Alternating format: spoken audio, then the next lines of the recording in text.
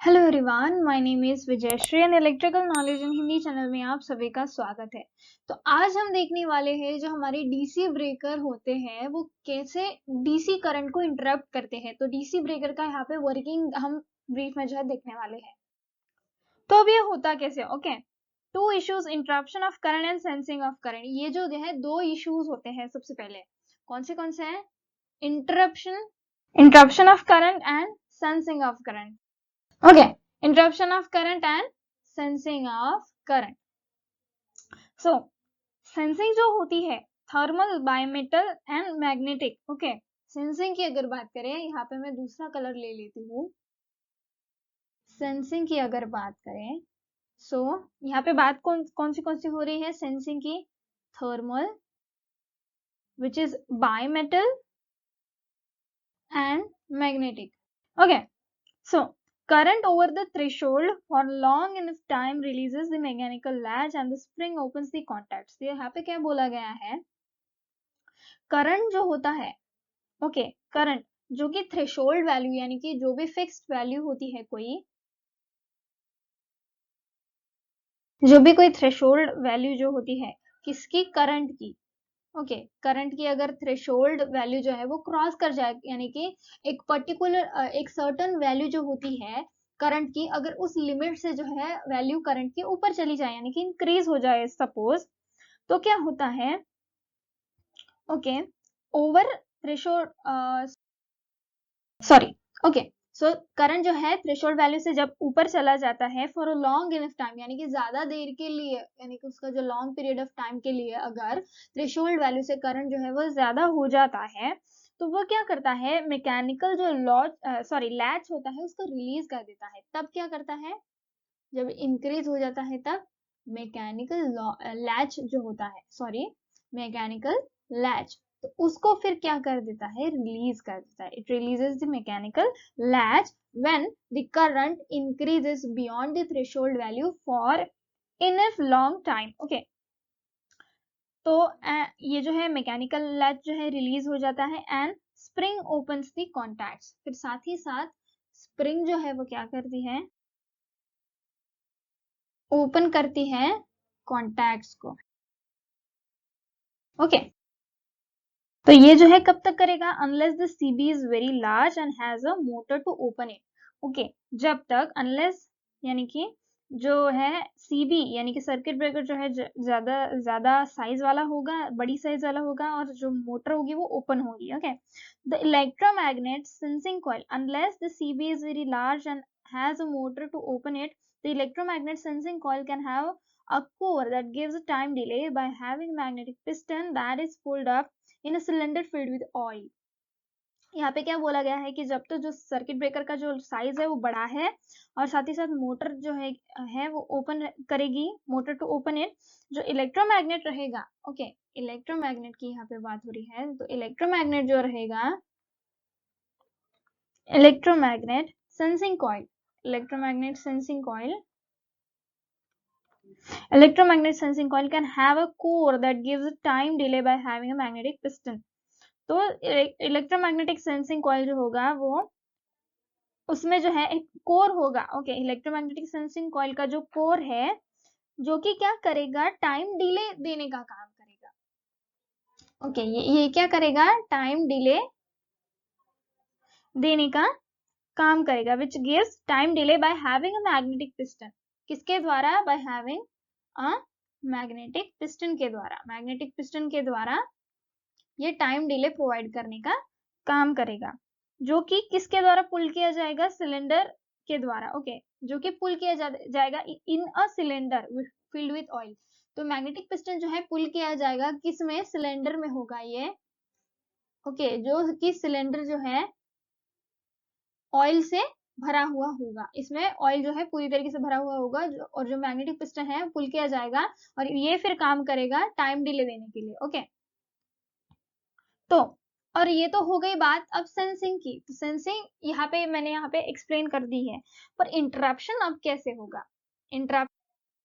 तो इंटरप्शन कैसे होगा? यहाँ पे opening contacts under load and overload creates an arc which must be extinguished its worst with inductive load.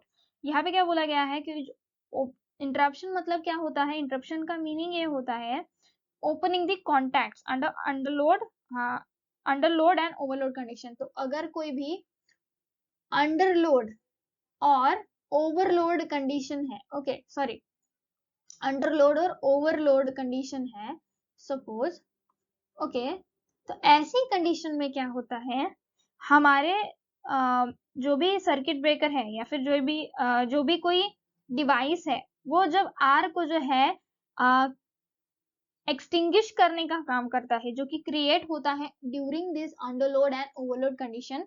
तो जो आर्क है वो एक्सटिंग्विश होने का काम करता है, ओके, एक्सटिंग्विश हो जाता है, तो उस फेज को जो है क्या बोला जाता है, इंटरप्शन बोला जाता है। और ये जो है इंडक्टिव लोडिंग जो होती है, इंडक्टिव लोड में जो है ये इंटरप्शन जो है बहुत ही भयानक होता है, ओके, क्योंकि ये जो है आर्क जो होता है वो भयानक होता है, बेसिकली ये बताने की कोशिश की जा रही है। So when it comes to magnetic, the arc that stretches from contact to contact can be forced to be longer than the straight line distance by twisting it in a curved arc with a magnetic field. Field could come from any source permanent magnet, or the shape source permanent magnet, or the shape of the conductive path through the parts of the breaker can use the load current's own magnetism to pull the arc down, sorry, pull the arc out. तो ये जो है पहला point यहाँ पे क्या explain कर रहा है कि जो आर्क जो है स्ट्रेच होता है from contact to contact, contact to contact जो आर्क है, ओके, ये जो है इस तरीके से, अगर ये सपोज इसका स्ट्रेच हो रहा है ये आर्क का, ओके, तो आर्क की जो है स्ट्रेचिंग हो रही है, stretches from contact to contact, तो ये can be this can be force to be longer, तो ये जो है ये ज्यादा समय के लिए भी हो सकता है than the straight line distance, okay, by twisting it in a curve. तो ये जो है अगर ये कर्व जो है इस तरीके से स्ट्रेट लाइन की बजाय अगर ये सपोज स्ट्रेच हो जाए, ओके, सो एक कर्व में जो है स्ट्रेच हो जाए, किसके हिसाब से या फिर किसकी मदद से, with a magnetic field. So the field could come from any source, ये जो फील्ड है वो किसी भी तरीके से या फिर किसी भी सोर्स से आ सकती है, परमानेंट मैग्नेट से और द शेप सोर्स से, ओके, या फिर परमानेंट मैग्नेट से और the shape of the conductive path, यानी कि कंडक्टिव पाथ के जो है शेप से भी फिर ये आर्क जो है स्ट्रेच हो सकती है। यहाँ पे ये बोला गया है जो कि कॉन्टैक्ट टू कॉन्टैक्ट जो है स्ट्रेच होने का काम करता है, तो सिंगल स्ट्रेट लाइन में होने की बजाय जो है ये कर्व भी हो सकती है because of this conductive path, okay, through the parts of the breaker, okay, so this can use the load's current own magnetism to pull the arc. तो ये क्या करता है फिर, लोड करंट का जो ओन मैग्नेटिज्म है, ओके, ये यूज करता है किसके लिए, आर्क को जो है पुल करने के लिए। और रही बात अब ब्लो आउट की, ब्लो आउट करने की, तो जो जेट कंप्रेस्ड एयर होता है, okay, jet of a compressed air, यानी कि कंप्रेस्ड एयर या फिर कंप्रेस्ड गैस का जो जेट होता है यहाँ पे, ओके, जेट की बात हो रही है। So this can be trigger to blow out of the arc, यानी कि आर्क को जो है एक्सटिंग्विश करने के लिए, खत्म करने के लिए ये जो जेट होता है, ओके, कंप्रेस्ड एयर का, वो क्या हो जाता है, ट्रिगर किया जाता है। This is trigger to blow out the arc, यानी कि आर्क को जो है खत्म करने के लिए। So this air blast can distort, cool and dilate the ionic plasma of the arc to extinguish it. तो यहाँ पे क्या बोला गया है कि ये जो एयर ब्लास्ट जो होता है, यानी कि ब्लो आउट करने के बाद जो एयर का ब्लास्ट होता है, सो दिस कैन डिस्टॉर्ट, यानी कि ये डिस्टॉर्ट भी कर सकता है, कूल कूल कर सकता है, एंड डाइल्यूट भी कर सकता है, dilute the iconic plasma of the arc to extinguish, okay, dilute करता है किसको, आइकॉनिक प्लाज्मा को, डाइल्यूट आइकॉनिक प्लाज्मा किसका, आर का। तो ये जो है आर का जो आइकॉनिक प्लाज्मा होता है, ये जो है एयर ब्लास्ट के बाद जो है एयर ब्लास्ट की वजह से क्या हो सकता है, डिस्टॉर्ब हो सकता है, कूल हो सकता है या फिर डायलेट भी हो सकता है, ओके।